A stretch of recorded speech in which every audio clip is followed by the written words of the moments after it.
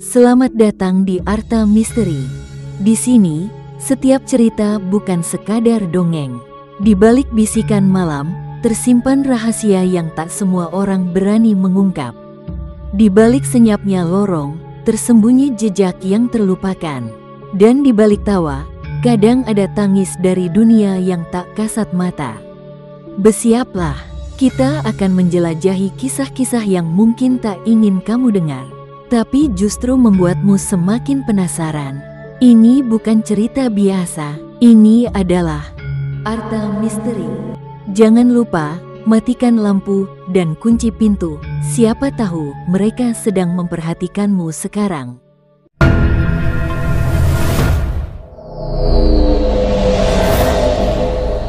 Pembantu rumah tangga selamatkan anak majikan dari santet. Namaku Arta. Aku orang desa yang baru pertama kali kerja jadi asisten rumah tangga di kota besar. Sebelumnya aku cuma bantu-bantu di rumah Pak Lurah. Itu pun gak lama karena aku harus rawat ibu yang sakit. Tapi setelah ibu meninggal, aku putuskan merantau. Lewat kenalan, aku dapat kerja di rumah keluarga Pak Dimas di Surabaya. Kata orang-orang, Pak Dimas itu pengusaha sukses. Rumahnya gede banget, 2 lantai, halamannya luas, dan ada taman kecil di samping rumah. Aku sempat mikir, wah, ini rumah apa istana ya? Pas pertama datang, aku disambut Bu Rani, istri Pak Dimas. Orangnya ramah, lembut, kelihatan baik, tapi ada yang aneh dari matanya, seperti orang yang kurang tidur atau abis nangis lama. Dia bilang, maaf ya kalau rumah kami agak sepi, soalnya kami cuma bertiga. Aku, Pak Dimas, dan anak kami, Raka. Aku manggut aja sambil senyum, sambil mikir dalam hati, enak juga cuma bertiga. Kerjaan mungkin gak seberat rumah yang banyak anggota keluarganya. Pas pertama kali ketemu Raka, anaknya Pak Dimas itu, aku langsung suka. Bocahnya manis, sopan, dan pintar. Tapi kelihatan pucat dan lemas. Matanya sayu kayak orang abis demam. Dia cuma senyum kecil, lalu masuk kamar. Aku kira dia lagi sakit biasa. Tapi waktu aku mulai kerja dan keliling rumah, hawa aneh langsung kerasa. Kayak ada yang ngawasin. Rasanya dingin, tapi bukan dingin AC. Lebih ke dingin yang bikin merinding dan bikin jantung agak deg-degan. Aku coba cuek aja, mungkin cuma karena aku belum terbiasa dengan rumah besar kayak gini. Malam pertama di kamar belakang, aku tidur sendirian. Kamarku dekat dapur, dan pintunya langsung tembus ke taman kecil yang gelap. Sekitar jam 2 malam, aku kebangun karena dengar suara langkah kaki dari arah dapur. Aku kira Bu Rani atau Pak Dimas. Tapi waktu aku intip, gak ada siapa-siapa. Malah aku lihat pintu ke arah taman kebuka sedikit. Padahal tadi aku yakin udah aku kunci. Aku nutup pintu pelan-pelan, terus balik tidur. Tapi sebelum merem, aku dengar suara bisik-bisik kecil dari arah jendela kamar Raka. Suaranya kayak anak kecil ngobrol, tapi ada suara satu lagi, berat dan dalam, kayak bukan suara manusia. Aku langsung bangun, keluar kamar, dan jalan pelan ke arah kamar Raka. Pintu kamarnya sedikit terbuka. Aku intip dari celah pintu, dan di dalam, Raka lagi duduk di kasur, ngeliat ke pojok kamarnya. Dia nggak ngomong apa-apa, cuma senyum, sambil matanya nggak lepas dari sudut ruangan yang gelap. Aku panggil pelan, Raka, tapi dia nggak jawab. Pas aku nyalain lampu dan masuk, dia langsung tengkurap dan pura-pura tidur. Aku jadi bingung, tapi gak mau ganggu. Aku balik ke kamar, tapi malam itu aku gak bisa tidur. Besok paginya aku tanya Bu Rani, Bu, Raka sering ngomong sama siapa di kamar? Bu Rani langsung diam, lalu jawab pelan, dia suka bilang, katanya ada om hitam yang sering temani dia kalau malam. Jantungku langsung deg-degan. Aku bukan orang yang gampang takut, tapi kata-kata itu ngena banget.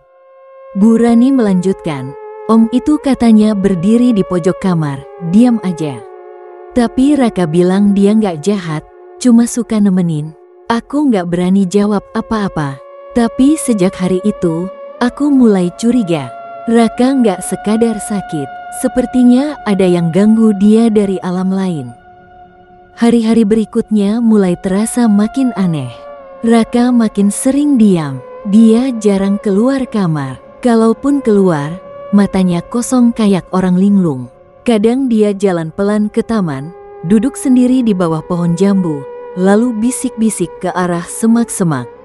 Pas aku tanya dia ngomong sama siapa, dia cuma jawab pelan, "Om yang rambutnya panjang, sekarang dia tinggal di sana," sambil nunjuk ke pojokan taman yang penuh rumput liar. Aku mulai sering merhatiin dia dari jauh. Kadang pas malam, dia berdiri di depan cermin kamarnya, senyum-senyum sendiri. Kadang dia nyoret-nyoret tembok pakai kapur warna, bikin gambar-gambar aneh kayak orang, tapi mukanya disilang. Yang paling bikin merinding, dia pernah gambar sesosok makhluk hitam tinggi, matanya merah, dan tangannya panjang banget. Pas aku tanya itu gambar siapa, Raka bilang, "Itu Om. Dia suka berdiri di sudut kamar kalau aku tidur." Aku langsung istighfar dalam hati. Suatu malam, sekitar jam 2 pagi, suara teriakan nyaring bangunin seisi rumah. Aku lari ke kamar Raka. Bu Rani dan Pak Dimas juga ikut panik. Kami lihat Raka menggeliat di atas kasur, teriak-teriak sambil nangis. Badannya panas banget, tapi dia nggak sadar. Matanya merah, tangannya kayak nyakar udara. "Jangan sentuh aku nggak mau, aku takut, jangan bawa aku ke dalam." Pak Dimas langsung angkat Raka dan peluk.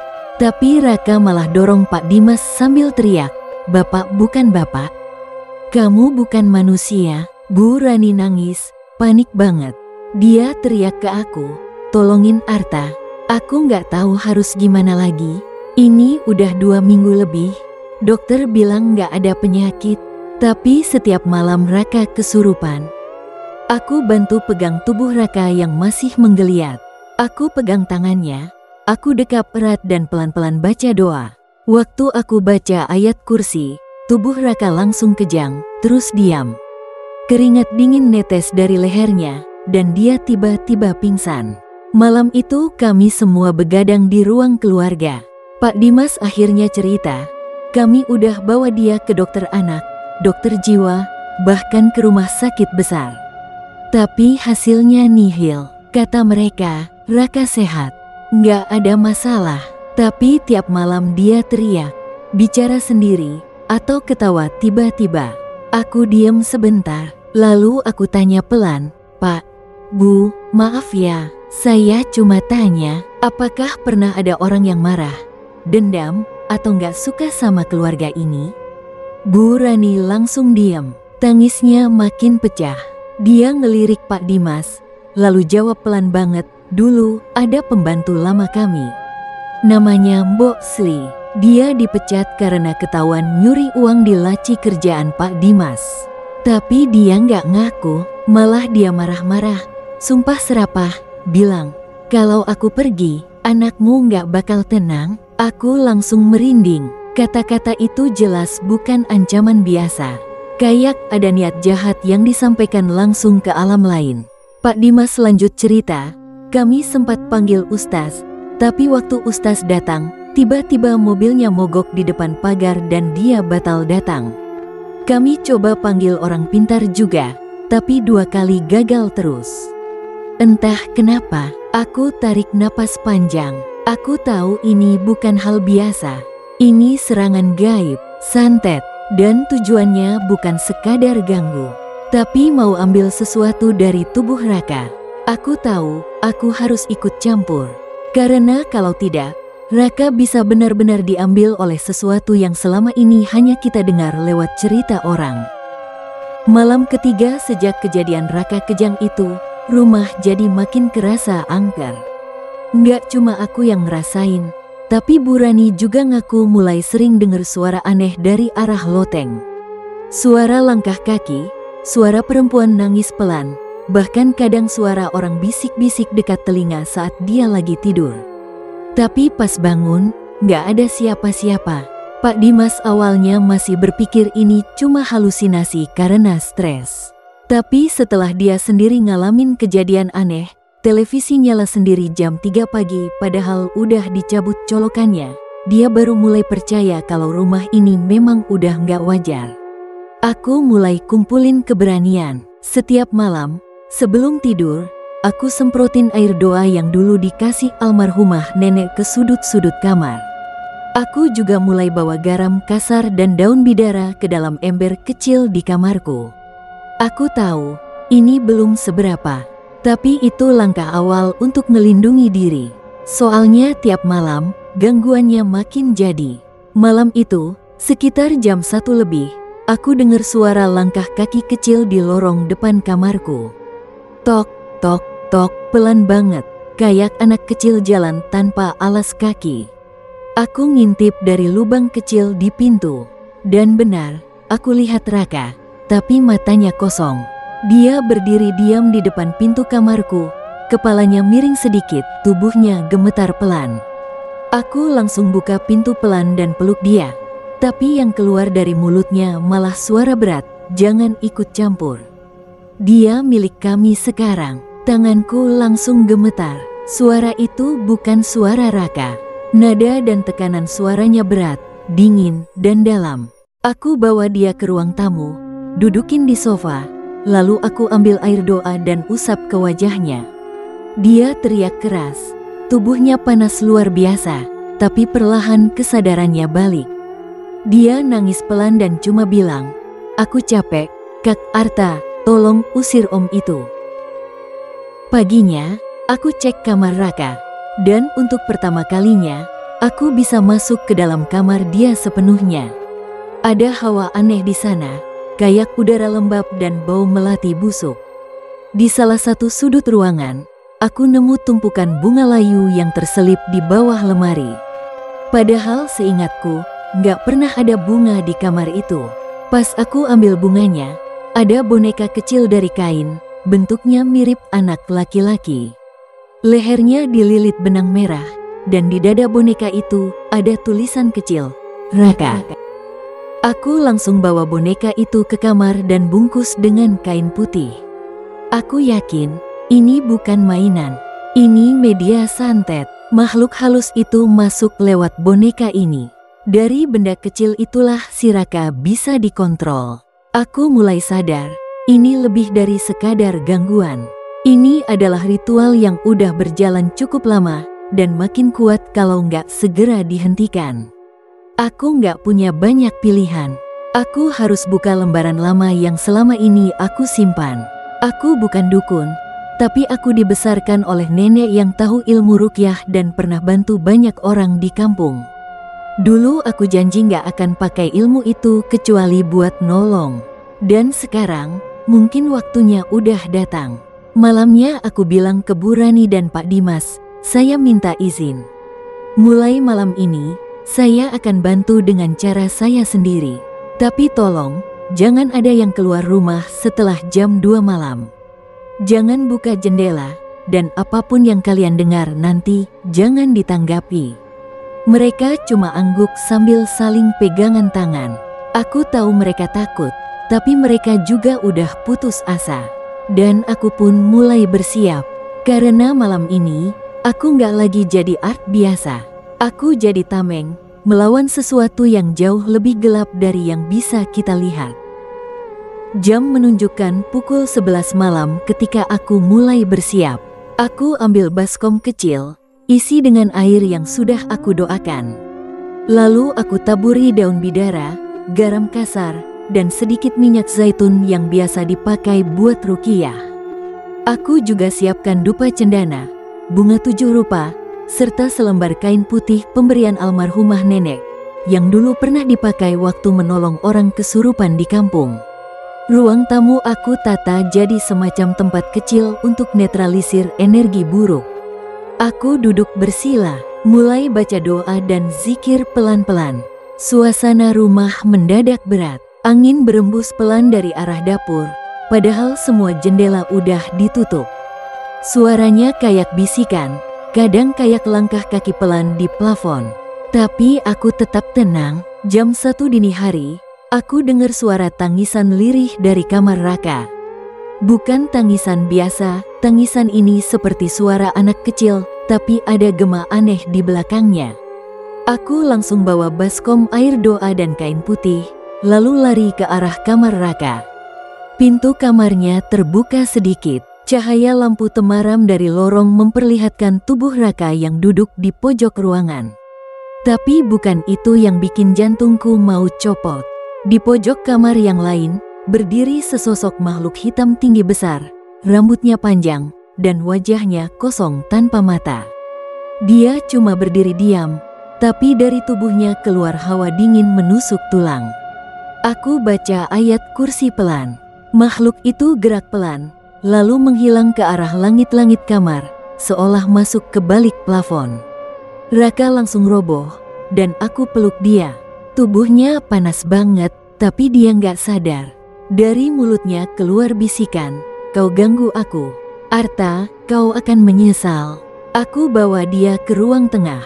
Aku baringkan di depan dupa dan air doa. Aku mulai ritual pembersihan. Aku basuh kening dan dada Raka dengan air itu sambil baca ayat-ayat pelindung. Saat itu juga tubuhnya mulai berontak.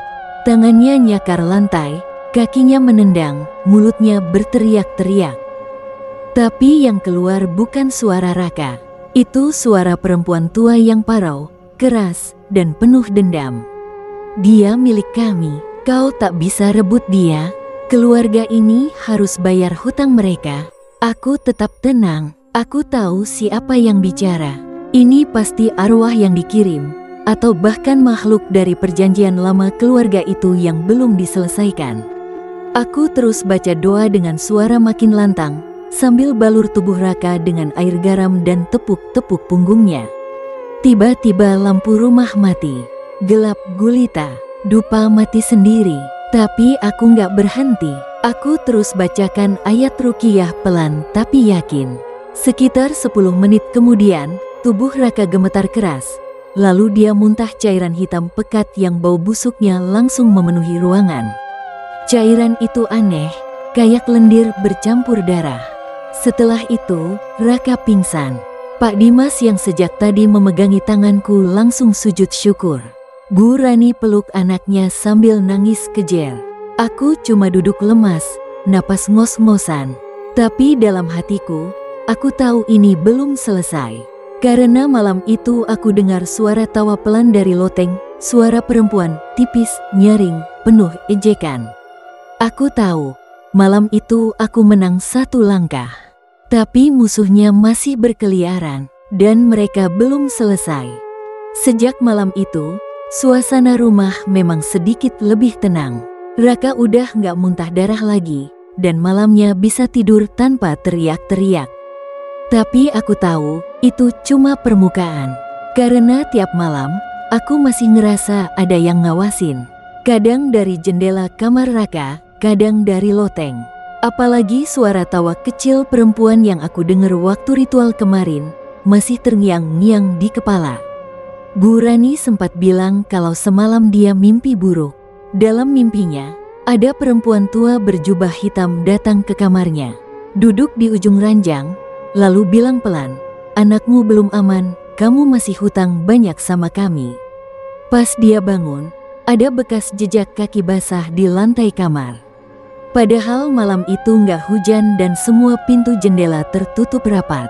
Aku makin yakin, ini bukan sekadar santet biasa. Ini kayak semacam perjanjian lama, mungkin dari leluhur, atau dari seseorang yang pernah tinggal di rumah ini sebelumnya.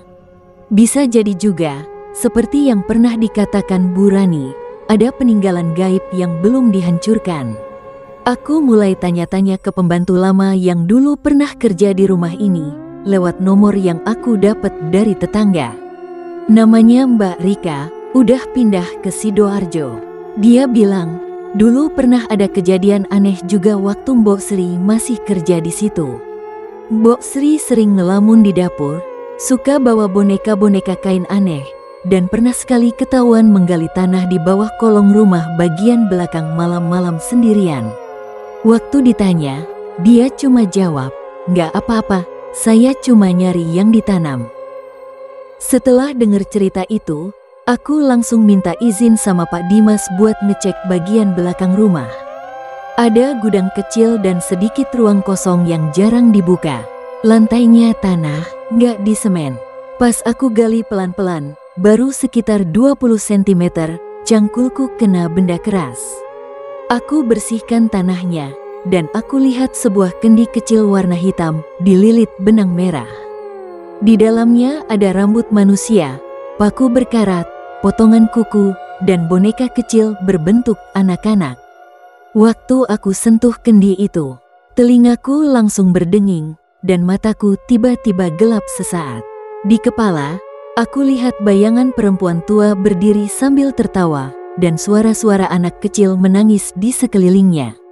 Aku langsung istighfar, bungkus kendi itu dengan kain putih, dan siram dengan air doa yang udah aku siapin sebelumnya.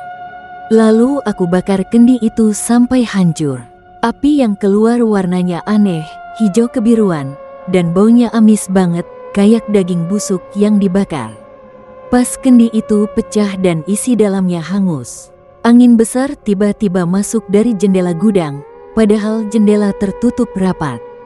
Dari arah pintu belakang, terdengar jeritan nyaring seperti suara perempuan tua yang marah dan sakit. Jeritan itu bikin bulu kuduk semua orang berdiri.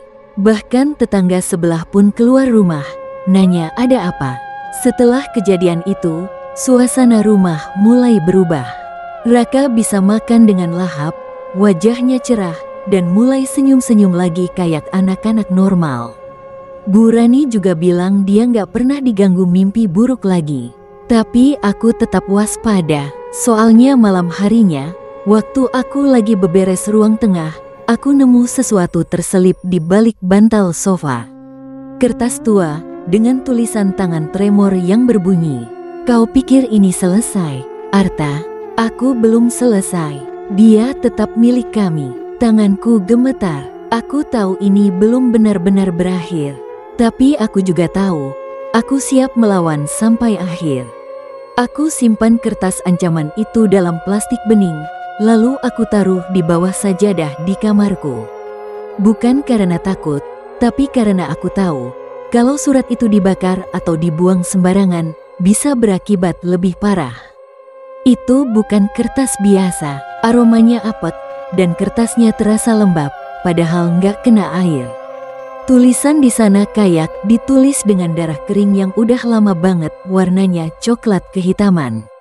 Sejak kejadian kendi dibakar, memang Raka udah mulai pulih.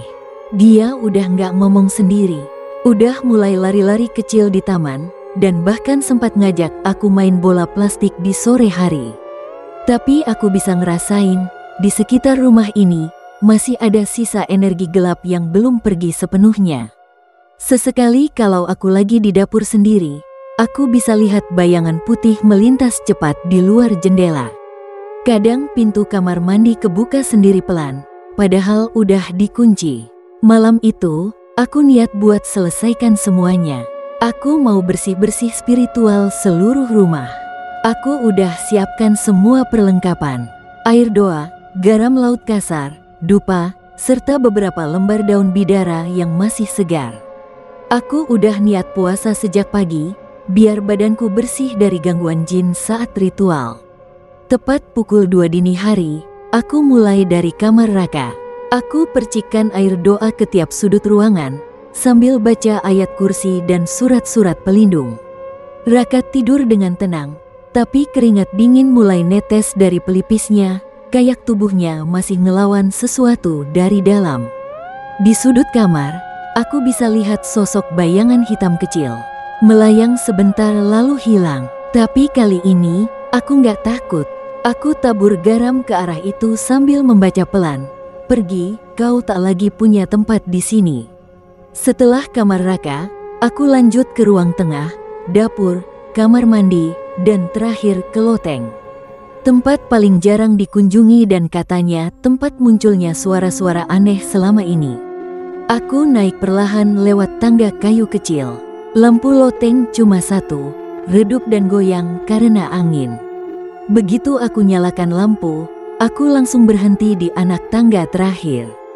Di tengah loteng, aku lihat boneka lain, lebih besar dari yang sebelumnya aku temukan. Duduk bersila, badannya dibungkus kain kafan kecil, dan di lehernya ada kalung benang merah. Di dinding belakang boneka itu, ada tulisan dengan arang, "Tumbal belum lunas, anak itu sudah diberi." Malam itu terasa seperti malam paling panjang dalam hidupku. Setelah lampu rumah padam dan benda-benda mulai pecah satu persatu, suasana berubah jadi mencekam. Angin dingin bukan cuma terasa, tapi seperti menembus kulit. Nafasku berat, mataku berkunang-kunang, dan suara-suara dari arah dinding mulai makin jelas. Bukan cuma satu, tapi banyak. Mereka berbicara, berteriak, dan bahkan tertawa. Suara-suara perempuan, anak kecil, bahkan suara laki-laki tua dengan napas berat. Aku berdiri di ruang tengah, memeluk erat bungkusan boneka yang tadi aku temukan di loteng. Aku yakin benda ini pusatnya. Ini akar dari semua teror yang selama ini mengincar Raka.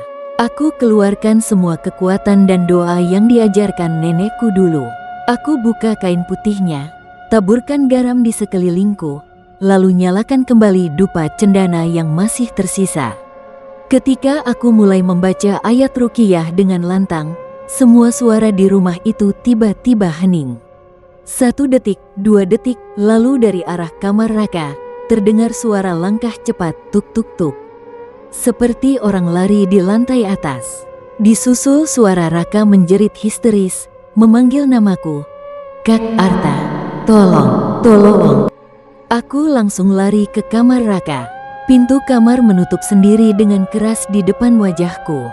Aku dobrak, tapi susah terbuka. Aku baca ayat kursi sambil terus dorong pintu.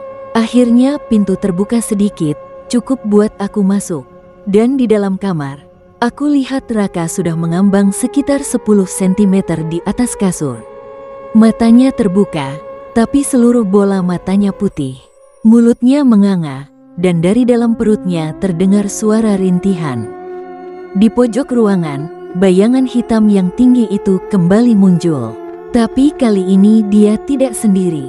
Di belakangnya, muncul sosok perempuan tua berjubah hitam, wajahnya rusak separuh, dan mulutnya menjulur panjang, tertawa menjerit. Aku tidak mundur. Aku percikkan air doa ke arah mereka sambil teriak doa sekeras-kerasnya. Badanku gemetar, tapi aku tahan.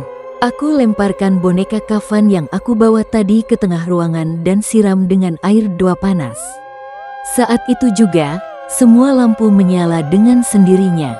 Diikuti dengan suara ledakan kecil dari plafon, dan jeritan panjang seperti suara setan terbakar. Tubuh Raka jatuh ke kasur, tidak bergerak. Sosok hitam itu lenyap dalam sekejap, dan perempuan tua itu terbakar abis dalam nyala cahaya putih yang tidak bisa dijelaskan. Aku peluk Raka erat-erat, tubuhnya dingin, tapi nadinya masih berdetak. Dia mengerjapkan mata, lalu berkata lemah, "Om itu sudah pergi ya, Kak?" Aku tersenyum dan mengangguk, tapi dalam hati, aku berdoa semoga ini benar-benar berakhir. Keesokan paginya, rumah terasa sangat berbeda. Hangat, terang, seperti baru disapu bersih dari semua kegelapan. Bu Rani dan Pak Dimas memelukku sambil menangis.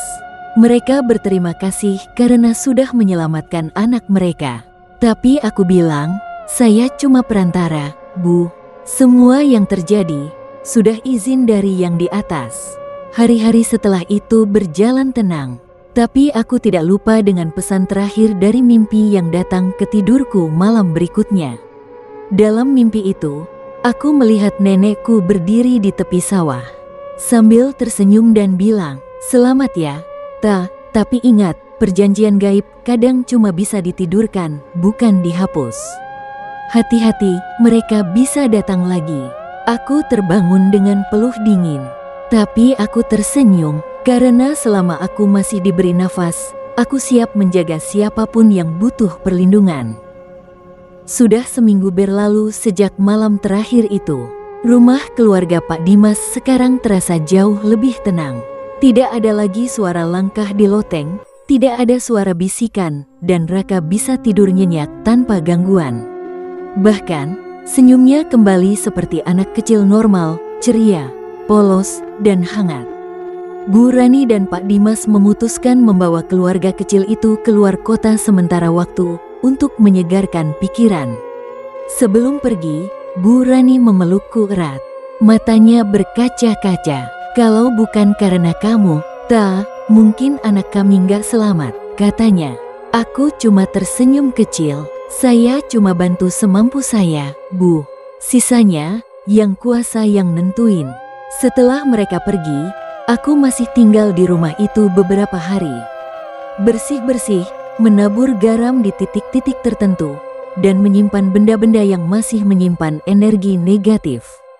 Aku juga menutup loteng secara permanen, bukan karena takut, tapi untuk jaga-jaga. Tapi malam terakhir aku tidur di sana, aku mimpi lagi. Aku ada di tengah sawah yang luas. Malam hari, di bawah cahaya rembulan. Di ujung pematang, berdiri sosok perempuan tua.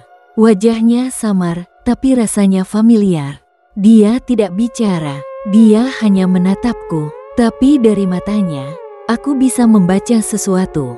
Entah pesan, entah peringatan. Lalu, ia menghilang, larut bersama kabut. Aku bangun dengan perasaan aneh. Dan di meja dekat ranjang, aku melihat segelas air putih yang tadi malam aku taruh kosong, kini penuh dan di dasar gelasnya ada satu helai rambut putih panjang. Aku tidak panik, aku tahu, mungkin semuanya belum benar-benar selesai. Karena dalam dunia yang tidak terlihat, tidak semua bisa dimusnahkan. Ada yang hanya bisa ditunda.